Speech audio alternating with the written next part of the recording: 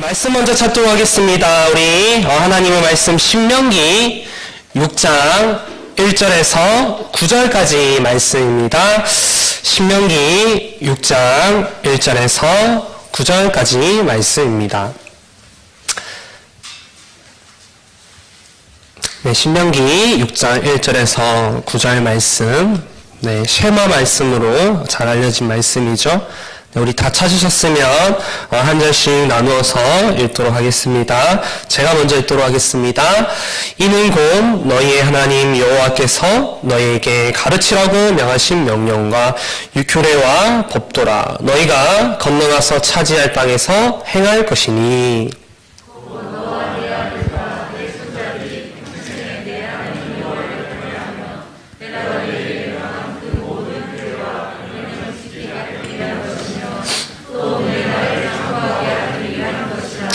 이스라엘아 듣고 삼가 그것을 행하라. 그리하면 내가 복을 받고 내 조상들의 하나님 여호와께서 내게 허락하신 같이 젖과 꿀이 흐르는 땅에서 내가 크게 번성하리라.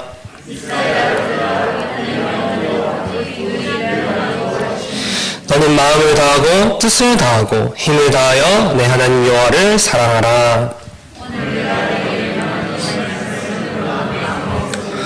내 자녀에게 부지런히 가르치며 집에 앉았을 때에든지 길을 갈 때이든지 누워있을 때에든지 일어날 때에든지 이 말씀을 강론할 것이며.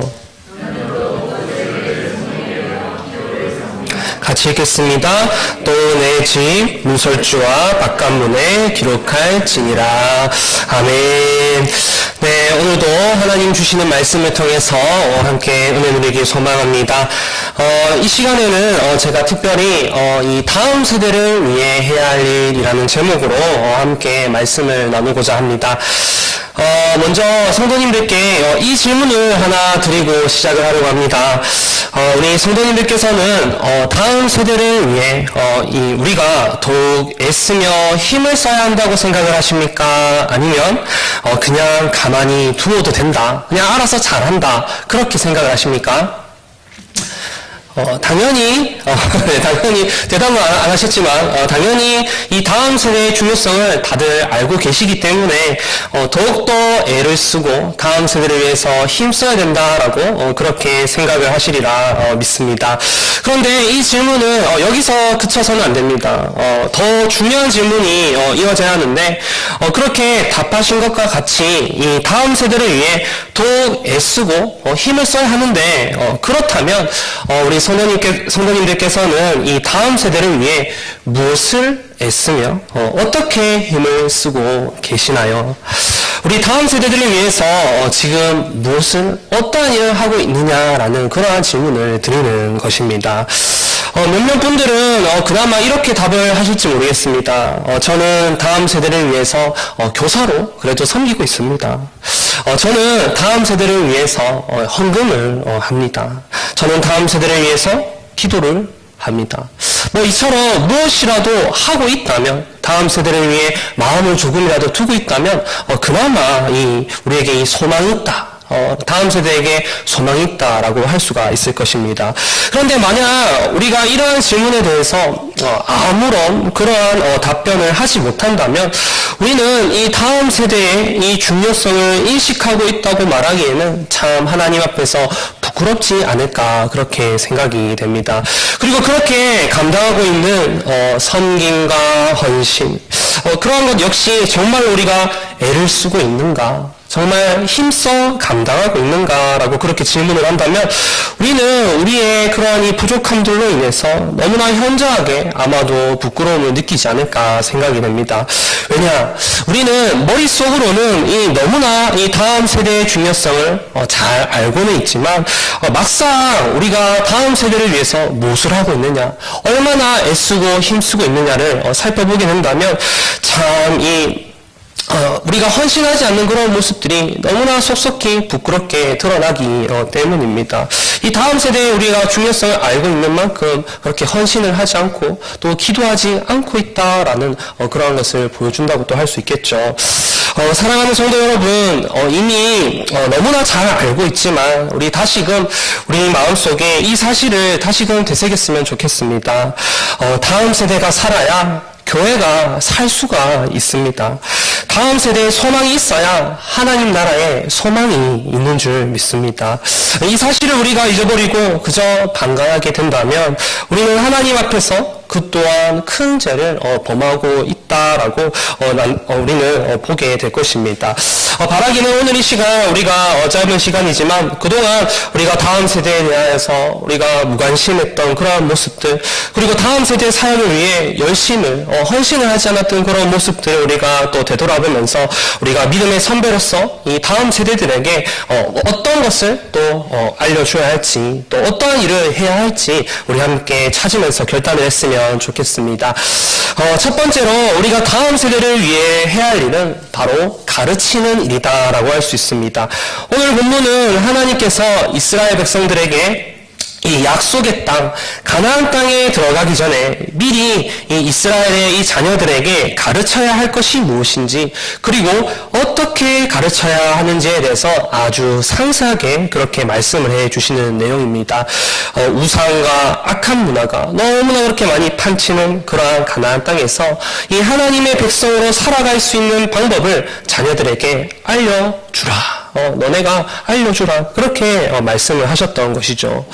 그렇다면 이 이스라엘 백성들은 가나안 땅에 들어가기에 앞서서 이 자녀들에게 무엇을 가르쳐야 했을까요? 오늘 본문 1절에 보면 하나님께서 명하신 명령과 규례와 법도를 가르쳐야 한다. 그렇게 말씀을 합니다. 즉 하나님의 말씀을 가르쳐야 한다. 그런 말씀인 것이죠. 바로 신앙 교육을 해야 된다라는 그런 말씀을 하고 있는 것입니다.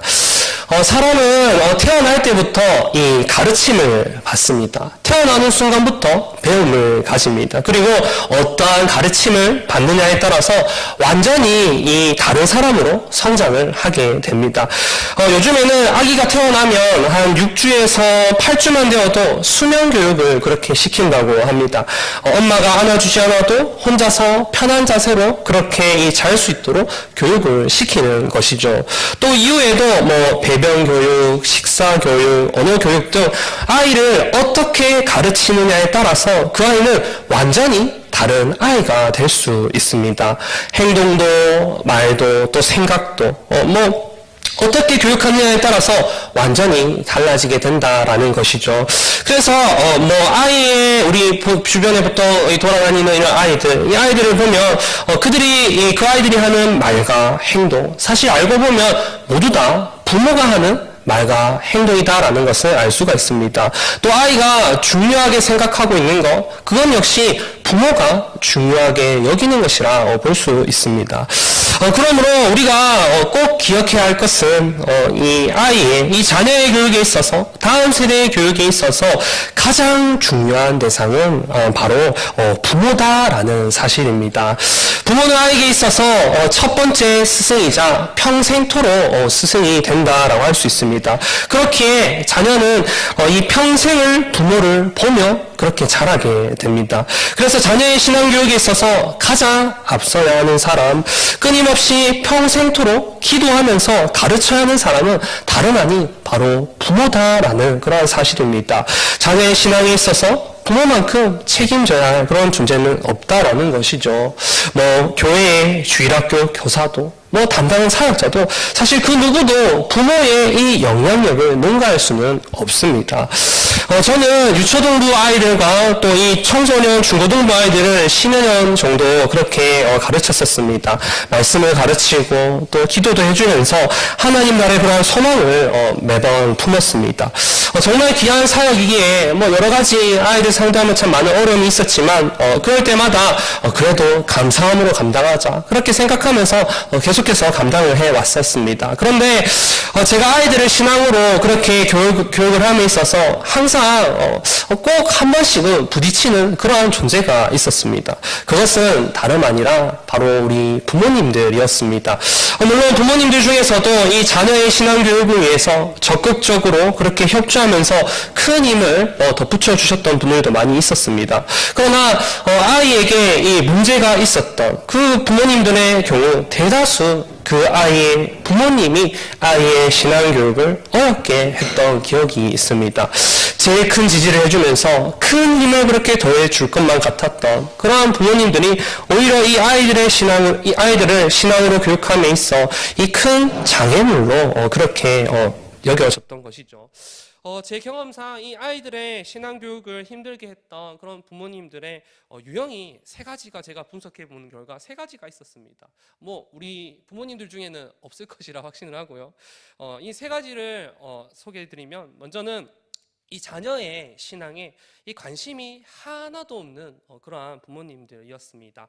아이가 교회를 갔는지, 믿음이 있는지, 헌금 생활은 하고 있는지, 신앙생활은 어떻게 하는지, 교회에서 선생님들과 또 친구들과 어떻게 지내는지 아무런 관심이 없는 그러한 부모였습니다. 그러한 부모를 둔 아이들을 볼 때면 참 제 가슴에 참 얼마나 아픔이 있었는지 모릅니다. 그리고 그런 아이들의 삶은 대부분 문제가 있습니다. 부모가 자녀의 이 신앙에 이 관심이 없는데 어떻게 문제가 없을 수 있었겠습니까? 학교 성적만 잘 나오면 문제가 없을까요? 사고 안 치면 문제가 없는 아이일까요? 이 아이의 영혼은 계속해서 지금 썩어 문드러지고 있는데 이 구원의 길이 계속해서 좁혀지고만 있는 그러한 상황인데, 이 부모가 전혀 관심이 없다면 그 아이는 더 이상 이 신앙을 찾기는 더더욱 어렵게 될 것입니다. 또 어떤 부모님들은 이렇게 저에게 종종 말씀을 하십니다. 전사님, 지금 제가 너무 바쁜데 좀 이따가 아이를 가르치면 안 될까요? 우리 아이 조금만 더 있다가 이 믿음 가르치면 안 될까요? 수능 치고 대학 가서 그때 가서 잘 가르치면 안 될까요? 벌써부터 그렇게까지 가르칠 필요가 있습니까? 사실 저는 그러한 이 말씀들을 하시는 거 보면 이미 저런 부모님들은 아이의 신앙 교육과는 너무나 멀리 가 있다, 이미 포기한 것과 같다라고 그렇게 생각을 합니다. 신앙교육은 너무나 이 교사 선생님들은 너무나 잘 아시겠죠. 또 부모님들은 너무나 잘 아시겠죠. 이 조금이라도 어릴 때 시작해야 수월합니다. 이 때를 놓치면 그 시기에 할 수 있는 교육은 사실상 불가하다라고 할 수 있습니다. 저 역시 모태신앙으로 자라서 어릴 때 부모님으로부터 여러 그런 신앙교육을 받았었습니다. 그리 특별한 신앙교육이라고 하기는 말하기 어려울 수도 있겠지만, 어쩌면 그러한 작은 신앙교육들이 제 인생에 있어서는 너무나 큰 변화로, 또 완전히 제 삶을 변화시키는 그러한 큰 원동력이 되었다라고 생각을 합니다. 저는 어릴 때 몸이 참 많이 약해서 이 병원을 학교 가듯이 갔었고, 약도 마찬가지로 이 밥을 먹듯이 참 매번 그렇게 많이 먹었습니다. 그런데 늘 약을 먹을 때마다 저의 이 부모님께서 꼭 해주셨던 것이 있습니다. 한 번도 빠짐없이 늘 해주셨던 것, 바로 기도였습니다. 기도를 이렇게 해주셨죠. 하나님, 이 약을 재영이가 먹고 얼른 낫게 해주세요. 하나님께서 치료해 주세요. 저를 돌보시고 저를 치료케 하시는 분이 바로 하나님이다라는 그 사실을 약을 먹을 때마다 제가 그렇게 교육을 받았던 것입니다. 식사를 할 때도 마찬가지였습니다. 하나님, 오늘도 일용할 양식을 주셔서 감사합니다. 이 음식을 재영이가 먹고 건강하게 해주세요. 그리고 밤마다 잠들기 전에도 늘 저는 같이 부모님과 기도를 했습니다. 부모님이 늘 엎드려서 주무시기 전에 그렇게 기도를 하셨거든요. 그래서 저에게 기도를 해주시기를, 오늘 하루 하나님께서 재영이를 지켜주셔서 감사합니다. 내일 하루도 하나님께서 함께 해주세요. 사실 이러한 기도 별것 아닌 것처럼 보이지만 이 삶의 주인이 하나님이시다라는 것을 거듭 반복하여서 교육을 제가 받았던 것입니다. 그 외에도 부모님께 여러 그러한 신앙교육을 계속해서 받았었는데요. 덕분에 저는 그러한 교육이 나름 잘 먹혀서 네, 청소년 시기에도 하나님을 인격적으로 만남에 있어서 큰 문제 없이 하나님을 만날 수 있었습니다. 이러한 모습들이 바로 신앙교육의 힘이 아닐까 생각합니다. 자녀를 위해 끊임없이 또 관심을 가지고 또 노력을 하면서 기도를 해주는 거, 포기하지 않고 가르치는 거, 이게 바로 이 자녀를 살리는 방법, 이 한 아이의 영혼을 살리는 최고의 방법이라 생각이 됩니다. 그리고 또 제가 만나 배웠던 이 아이의 신앙교육을 어렵게 하는 또 부모님들의 이 부류는 책임을 회피하는 그러한 부모님들이었습니다. 자녀의 신앙에 대해서 관심이 조금 있기는 합니다. 그런데 정작 아이의 신앙 교육에 있어서 가장 중요한 본인은 그 사명을 감당하지 않으려는 그러한 모습을 보입니다. 선생님께서 우리 아이 좀 책임져 주세요. 전도사님이 우리 아이 책임져 주세요. 목사님이 우리 아이 좀 책임져 주세요. 저는 그런 말을 들을 때마다 솔직하게 제 마음속에는 이런 말씀을 꼭 드리고 싶습니다. 부모님, 제발 자녀 좀 책임져 주세요. 그냥 교회에 억지로 보내놓고 맡기지만 말아주세요. 이 귀한 영혼 부모님께서 목숨 걸고 책임지셔야 합니다. 다른 누가 대신 책임져 줄 수 있는 문제가 아닙니다. 사실 이러한 책임의 이 회피의 모습은 자녀 신앙 교육에 있어서 어쩌면 그저 방관하는 그러한 모습과 동일하다 그렇게 여길 수 있을 것입니다. 물론 부모님들의 심정은 너무나 잘 이해를 합니다. 이 본인의 힘으로서는 결코 감당할 수 없어서 너무 어려워서 그렇게라도 호소를 하는 것이죠. 하지만 그렇다고 해서 이 자녀를 신앙으로 교육해야 하는 그 책임을 다른 사람에게 전가해서는 절대로 안 됩니다.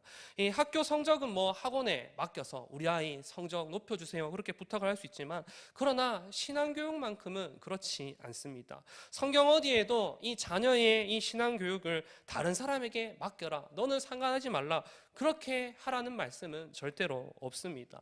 부모가 전적으로 책임져야 한다라고 성경은 말씀을 합니다. 왜냐하면 부모만이 해줄 수 있는 신앙교육이 있기 때문입니다. 자녀의 신앙교육은 세상 그 어떠한 교육보다 어렵다라고 할 수 있습니다. 하지만 단언컨대 그 어떠한 교육보다 가치 있고 소중한 교육이라 할 수 있습니다.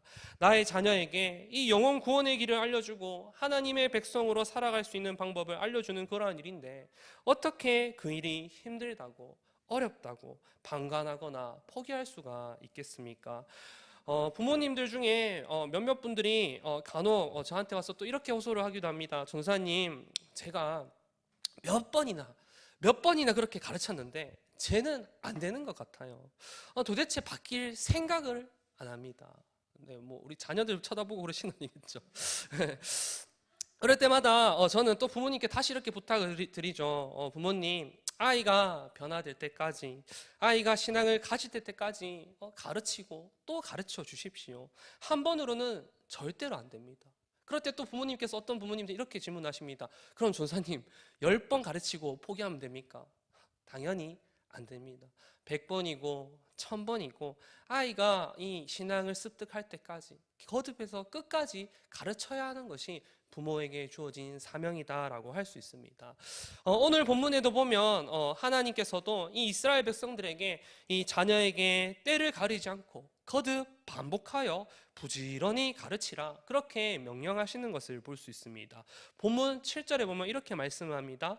내 자녀에게 부지런히 가르치며 집에 앉았을 때든지 길을 갈 때든지 누워 있을 때든지 일어날 때든지 이 말씀을 강론할 것이며 게으르지 말고 부지런히 가르치되 집에 앉아 있을 때나 길을 갈 때나 심지어 누워 있을 때나 일어날 때에도 하나님의 말씀을 가르치라. 이 말씀이 무슨 말씀이겠습니까?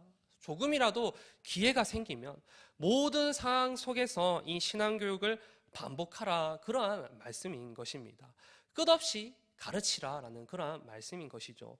이것이 이 악한 세상 문화 속에서 이 우리 다음 세대 자녀들을 살리는 유일한 방법인 줄 믿습니다. 그리고 이 아이의 신앙 교육을 힘들게 하는 이 마지막 부류는 바로 이 자녀를 믿지 못하는 부모다라고 할 수 있습니다. 아이들은 쉽게 방황할 수 있습니다. 아이들은 아직 미성숙하기 때문에 쉽게 방황하고 충분히 실수와 잘못을 저지를 수 있습니다. 그래서 저는 제가 만났던 아이들, 저희 교회에는 애들이 너무 착해서 그럴 일이 잘 없는데 이전에 제가 만났던 아이들은 너무나 많은 사고를 치는 아이들이 많았습니다.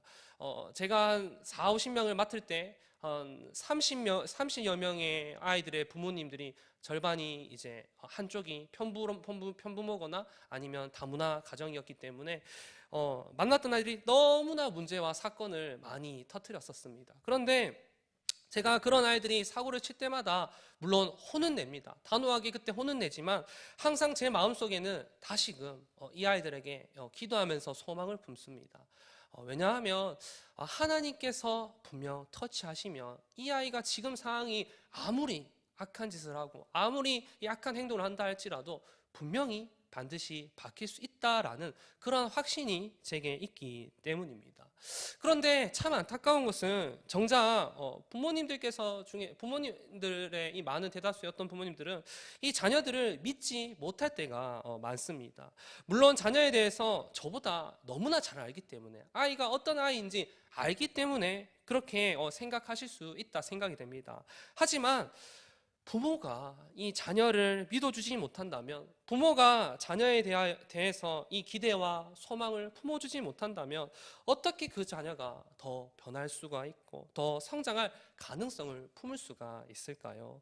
아이에게 있어서 항상 자신의 그 편이 되어주는 사람, 항상 나를 최고라고 여겨주며 믿어주는 사람, 그 사람은 다른 누군가가 아닌 바로 부모님이 되어야 합니다.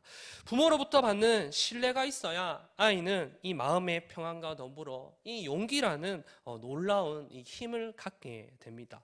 더욱 성장할 수 있는 힘을 갖게 되는 것입니다.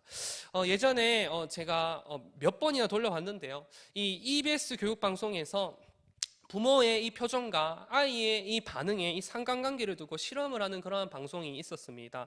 부모와 이 어린아이 사이에 이 투명한 이 바닥이 보이는 유리판을 두고요.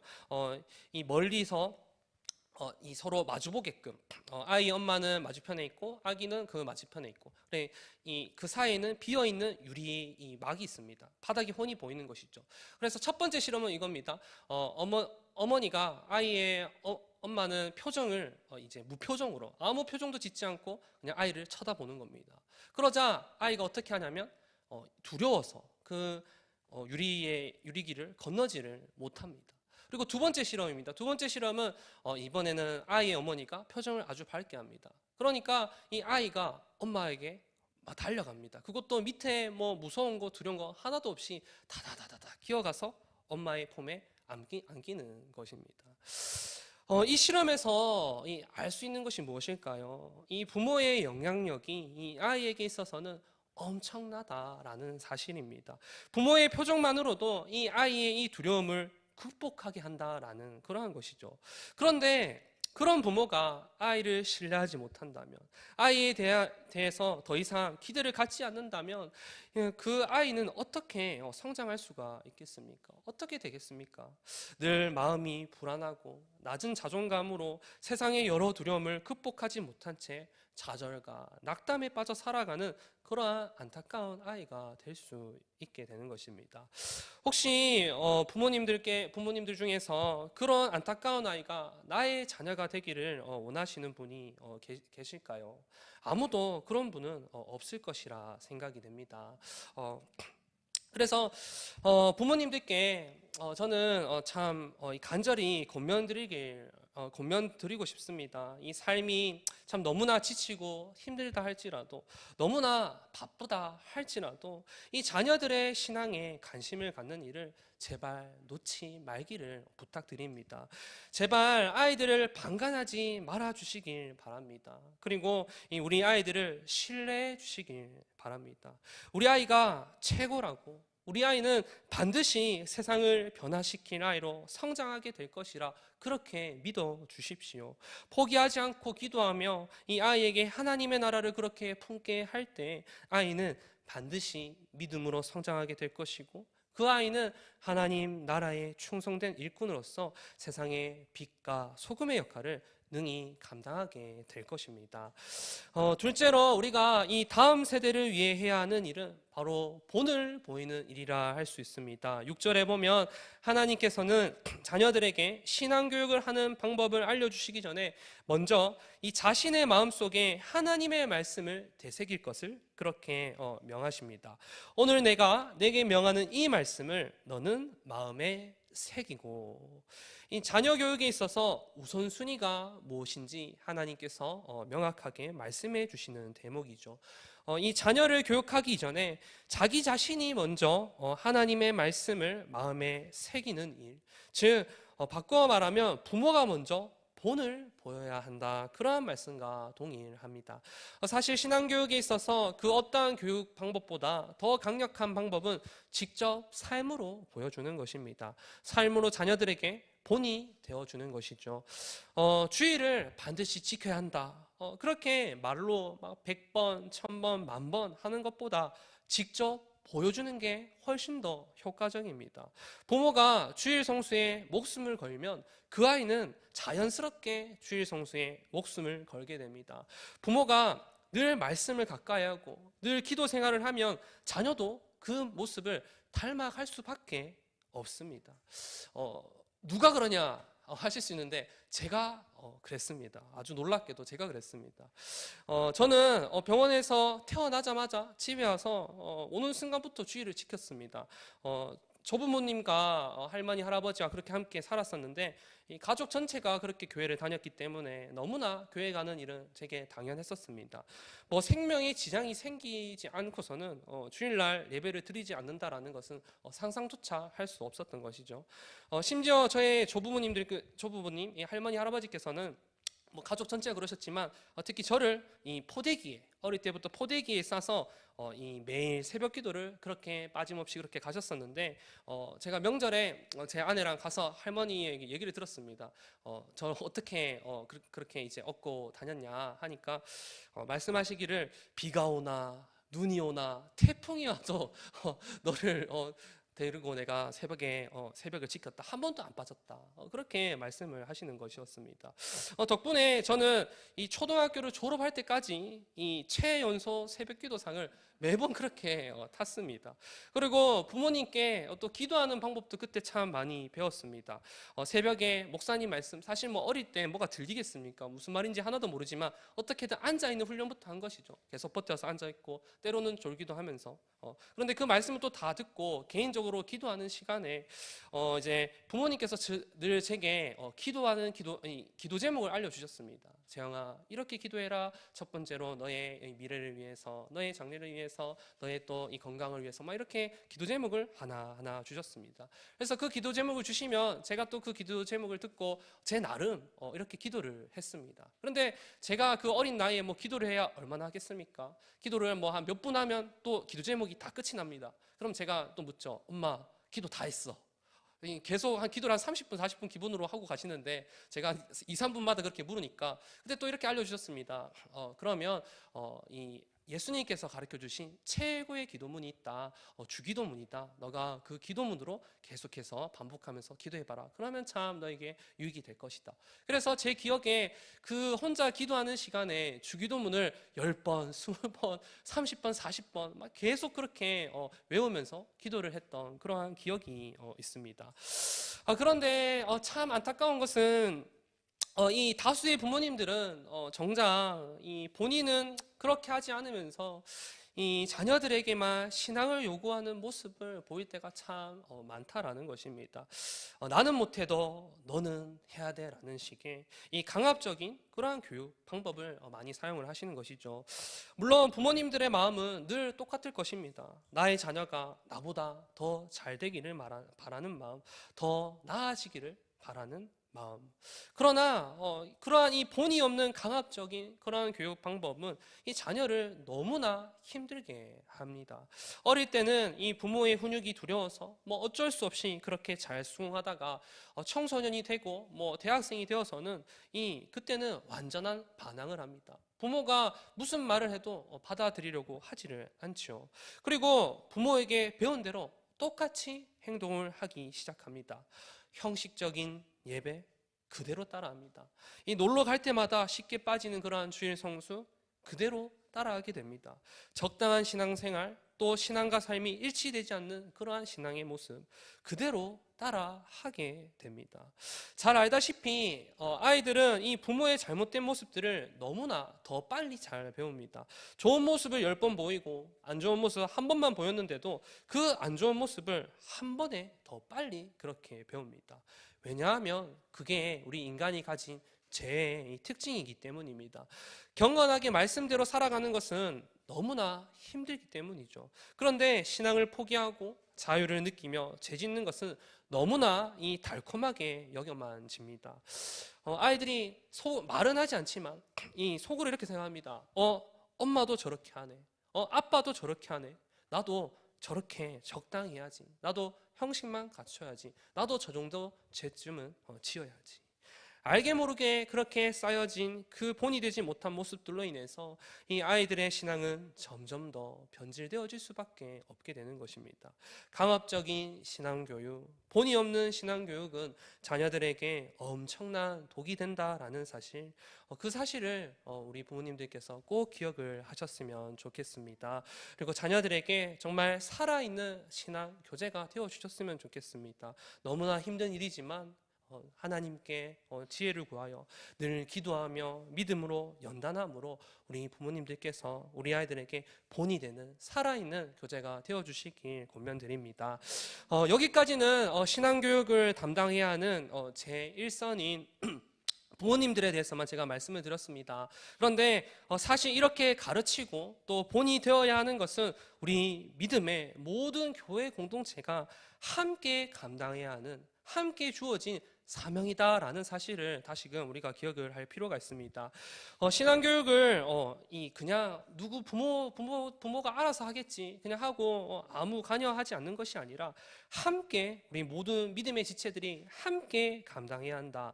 함께 책임을 져야 한다라는 것입니다. 저는 어릴 때부터 늘 이 교회를 놀이터 삼아서 그렇게 다녔습니다. 교회가 가장 재밌었고 가장 즐거운 곳이었기 때문입니다. 그런데 요즘은 이 교회보다 재밌는 것이 너무나 많습니다. 그냥 집에서 스마트폰 하나만 갖고 있어도 아이가 시간 가는 줄 모르고 너무나 즐겁게 잘 지내죠. 이 아이들이 교회를 찾을 필요를 느끼지 못하는 것입니다. 물론 저출산으로 인해서 이 아이들이 감수하고 있는 것도 이 교회에 아이들이 없는 것에 또 한몫을 하겠지만 그것은 둘째치고 그렇게 줄어든 비율에 비해서도 이 교회의 이 다음 세대 수는 급격하게 줄었다라는 사실을 우리는 누누이 뉴스나 그런 통신을 통해서 듣게 됩니다.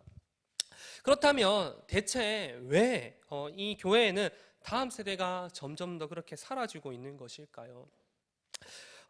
시대적인 문제, 사회적인 문제, 여러 가지 그러한 요인들이 있겠지만 그 문제를 탓해보았자 우리에게 달라지는 것은 사실 아무것도 없습니다. 그저 입으로만 한탄할 뿐이죠. 아이고, 교회가 그렇게 줄어드네.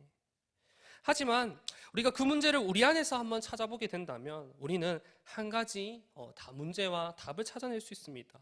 그 문제는 바로 우리 믿음의 선배들이 다음 세대에 관심이 없다라는 사실입니다. 그리고 그 문제에 대한 답은 다음 세대에 대하여 우리가 관심을 가지는 것입니다. 혹시 우리 교회 다음 세대들이 드리는 예배에 한번 참여해 보신 적이 있으십니까? 아니면 영상으로나마 한번 찾아보신 경험이 있으십니까? 다음 세대들이 예배를 잘 드리고 있는지, 아이들이 몇 명이나 출석을 하고 있는지, 또 누가 교사로 섬기는지 다음 세대를 위해서 조금이라도 관심을 가져보신 경험이 있으십니까? 저는 제가 어릴 때부터 성인이 될 때까지 다녔던 이 모교회가 있는데 지금도 저는 그 교회를 늘 마음속에 품으면서 기도를 합니다.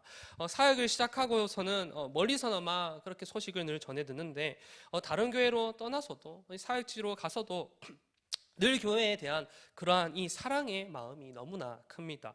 왜냐하면 제 모교에서 이 믿음의 선배들로부터 너무나 많은 그러한 사랑을 받았기 때문입니다. 너무나 많은 것을 배웠기 때문입니다. 교회에만 가면 모든 성도님들이 저를 너무나 예뻐해 주셨습니다. 뭐 저뿐만이 아니라 어떤 아이들이든지 아이가 지나가면 교회 분위기가 그랬습니다. 환영해주고 인사해주고 격려해주고 늘 그렇게 관심을 가져주셨고 늘 칭찬과 격려를 아끼지 않아 주셨습니다.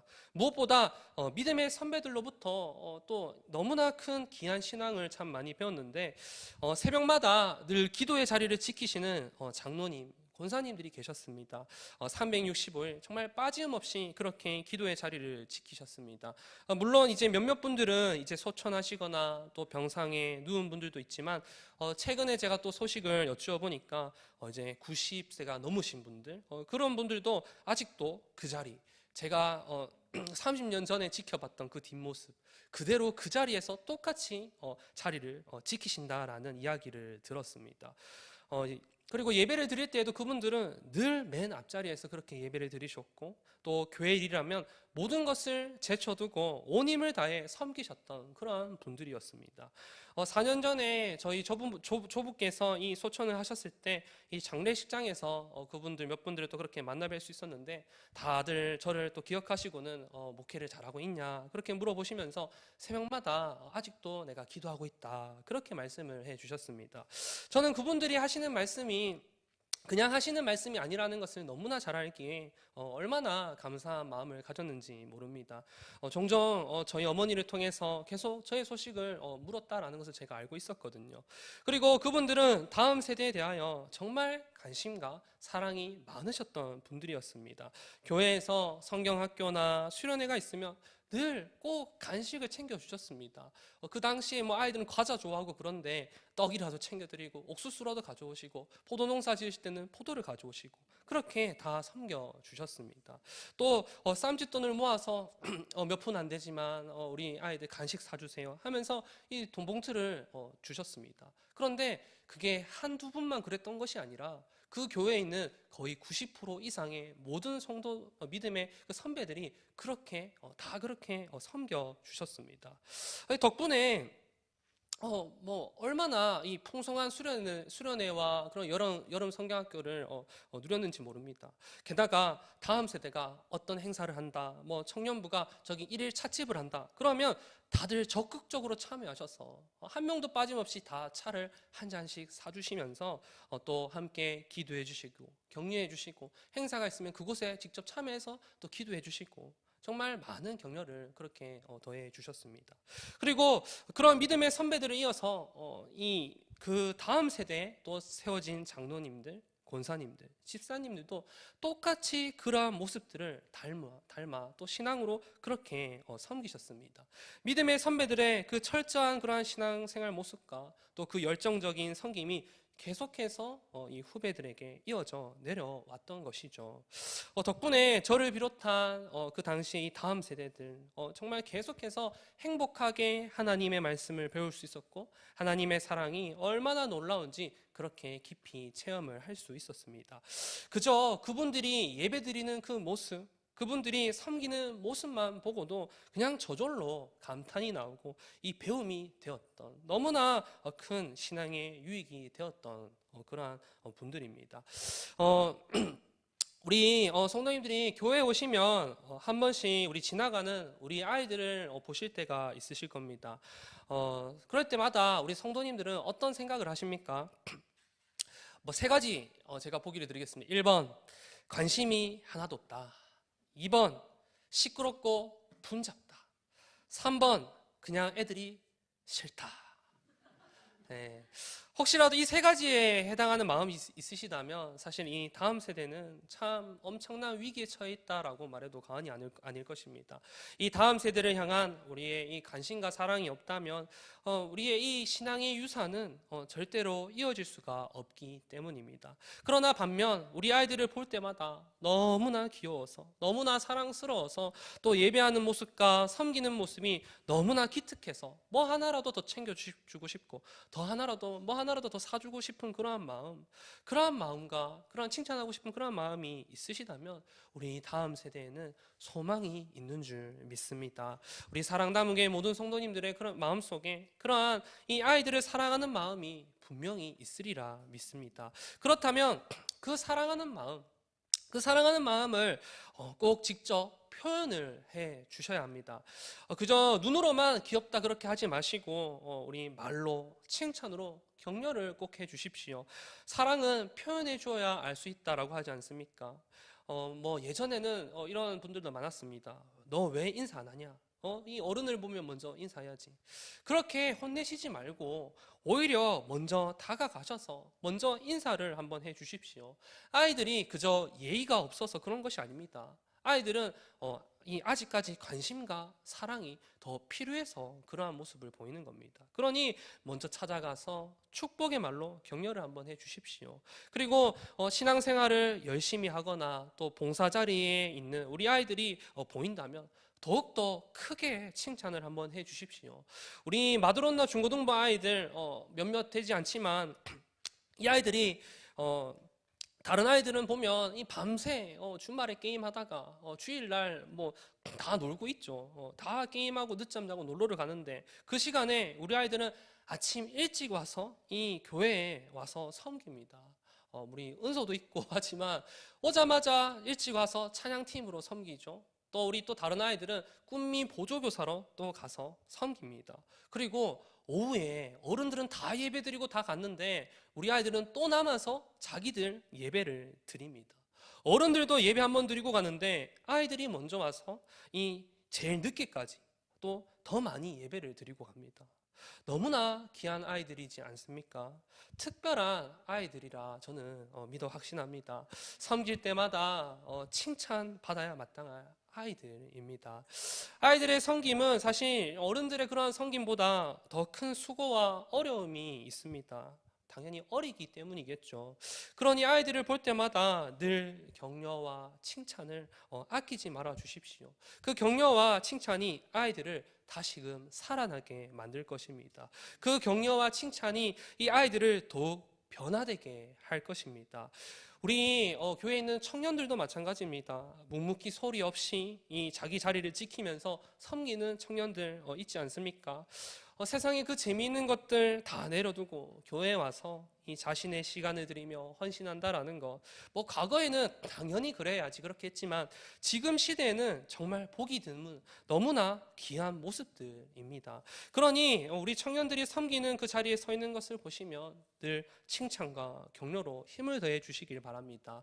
또 섬기는 자리가 아니더라도 우리 다음 세대들을 보실 때마다 인사해 주시고 또 마음속으로 기도해 주시고 이 축복의 메시지를 전해 주십시오. 이러한 일들이 이 믿음의 우리 선배들이 다음 세대들을 위해 해줄 수 있는 사실 가장 쉬운 일이면서도 가장 귀한 일이다 할 수 있습니다.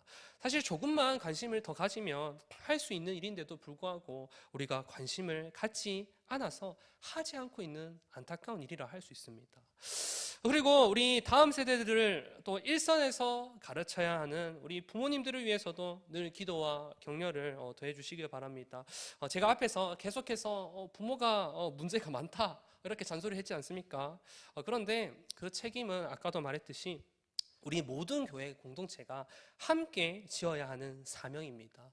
전도하기 이렇게 힘든 시대에 이 아이 하나 키우는데 얼마나 힘든데 그런 가운데 자녀를 낳아서 또 신앙으로 교육한다는 것 그것 자체가 이 시대에는 전도이자 아주 큰 선교라 할 수 있습니다. 그 무거운 이 사명을 우리 사랑다문 교회 모든 공동체가 함께 지어 주십시오. 우리는 예수님으로 인해서 한 몸을 이룬 공동체이기에 같이 기도하고 같이 격려하며 다음 세대를 함께 세워나가야 합니다. 어느 누구의 자녀가 아닌 바로 우리의 자녀, 우리의 다음 세대를 세워가길 축복합니다. 그리고 끝으로 우리 다음 세대를 가르치고 있는 섬기는 교사들, 이 교사들을 위해서도 아낌없는 기도와 격려를 부탁드립니다. 교사들은 마치 이 한 나라의 국가대표와 같습니다. 각 종목의 이 운동 선수들이 나라를 대표해서 올림픽에 그렇게 나가 싸우듯이 경쟁을 하듯이 이 교사들은 우리 교회의 다음 세대를 교육하기 위해서 세워진 대표 선수들이라 할 수 있습니다. 아이들을 신앙으로 가르쳐야 하는 이 막중한 사명을 부여받는 그러한 사명자인 것이죠. 이 주일학교 교사를 한다고 뭐 월급을 주는 것도 아닙니다. 특별한 권위를 주는 것도 아닙니다. 오히려 시간을 헌신해야 되고 마음을 헌신해야 되고 때론 물질로 헌신을 해야 합니다. 세상의 원리에 따르면 너무나 바보 같은 그러한 행동으로 여겨집니다. 그러나 하나님 나라에서는 가장 귀한 사명을 감당하는 복된 사명자임을 믿습니다. 아무것도 모르는 그러한 어린 영혼들에게 한 알의 복음이라는 그러한 조그만한 그러한 미랄을 심어서 아낌없이 사랑의 물을 뿌림으로 언제 맺힐지 모르는 그 열매를 기다리는 일, 생명을 살리는 일, 그 일은 우리 교사들만 해야 될 일이 아니라 우리 모두가 함께 감당해야 되는 일인 줄 믿습니다. 격려가 필요하고 기도가 필요합니다. 바라기는 우리 사랑담교회 모든 성도님들이 이 다음 세대에 이 관심을 가져주시고 서로 격려하고 서로 기도하며 우리 다음 세대를 다시 살리는 사명을 함께 감당하길 예수님의 이름으로 축복합니다. 우리가 그렇게 다음 세대를 위해 해야 할 일들을 온전히 그렇게 감당할 때 다음 세대는 그 메마른 땅 위에 꽃이 피듯이 새로운 생명으로 가득 꽃피우게 될 줄 믿습니다. 아멘. 네, 우리 또 함께 찬양하면서 기도 제목 나누도록 하겠습니다. 우리 다음 세대가 다시 살아날 것을 기대하면서 우리 손을 높이 들고 함께 찬양하면 좋겠습니다. 이곳에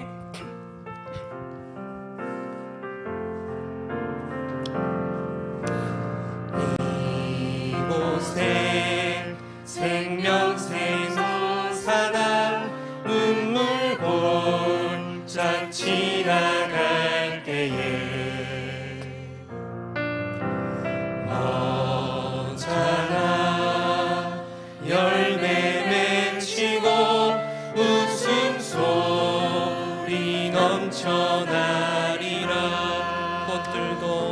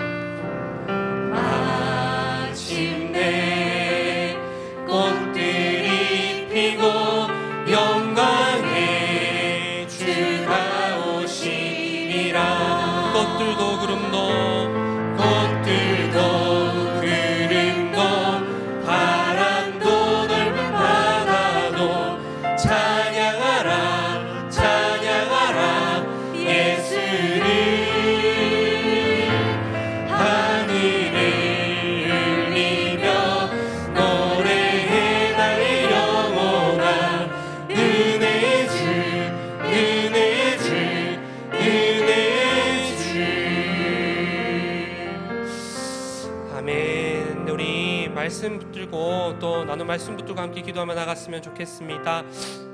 먼저 우리 다음 세대를 두고 한번 기도했으면 좋겠습니다. 주님, 우리 자녀, 우리 다음 세대들이 주님의 말씀으로 다시 살아나게 하여 주시옵소서. 세상의 방법이 아닌 하나님의 말씀으로 말미암아 하나님을 경외하고 하나님을 영원토록 기뻐 찬양하는 그러한 아이들이 될 수 있도록 도와주시옵소서. 하나님의 주권을 인정하게 하시고 믿음으로 하나님 나라를 꿈꾸는 그런 믿음의 다음 세대가 될 수 있도록 주님 도와주시옵소서. 우리 다음 세대들을 들고 한번 간절히 주님께 기도하며 나갔으면 좋겠습니다. 우리 주님 두 번 잡고 기도하며 나가도록 하겠습니다. 주님 찾습니다. 주여 주여.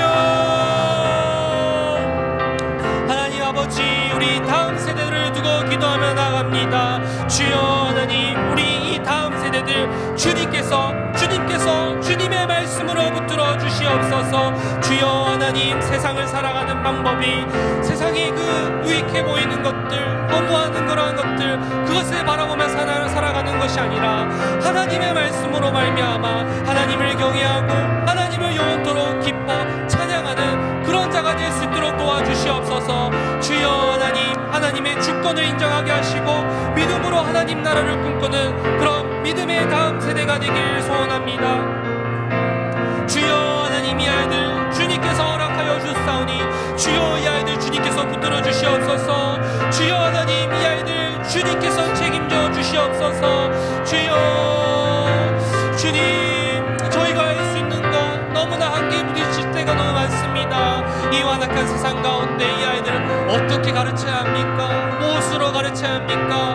유일한 여호와 하나님의 말씀만이 이 아이들을 살릴 수 있는 줄 믿습니다. 주여 다음 세대 소망을 품게 하여 주시옵소서. 주여 다음 세대 하나님의 그 본능을 품게 하여 주시옵소서. 주여 다음 세대 하나님 나라가 가득 채워질 수 있도록 도와주시옵소서.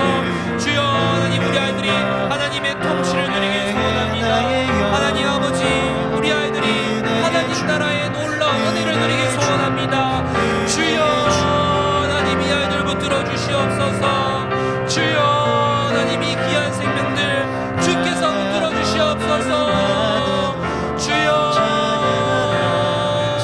주님, 이 아이들 주님만이 붙들어 주실 수 있는 줄 믿습니다. 주여 하나님, 이 아이들 붙들어 주시옵소서. 주여 이 아이들을 책임져 주시옵소서.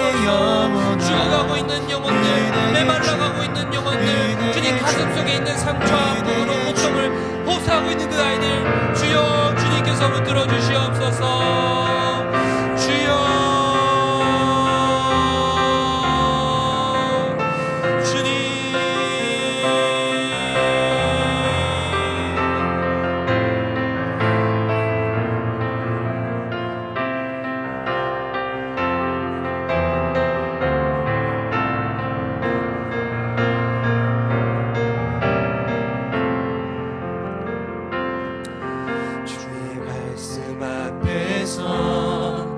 당신은 참된 예배자, 그토록 찾으시던 하나님의 기쁨.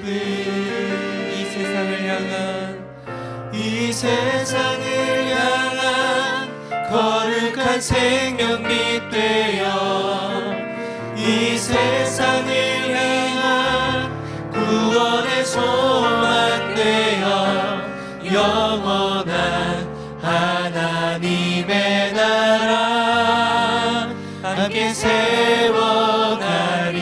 주의 부르심 따라, 주의 부르심 따라 당신의 삶을 드릴 때, 세상은 당신 안에서 주의 영광 보리라.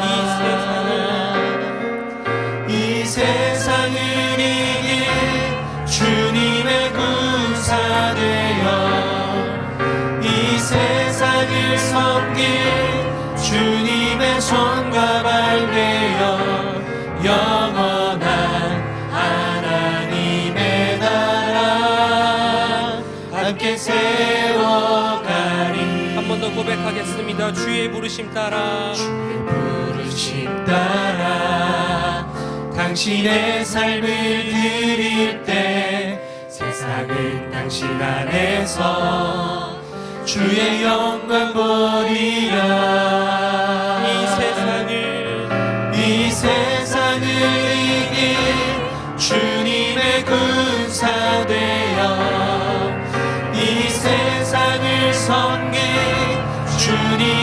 용감할 되어 영원한 하나님의 나라 함께 세워가리.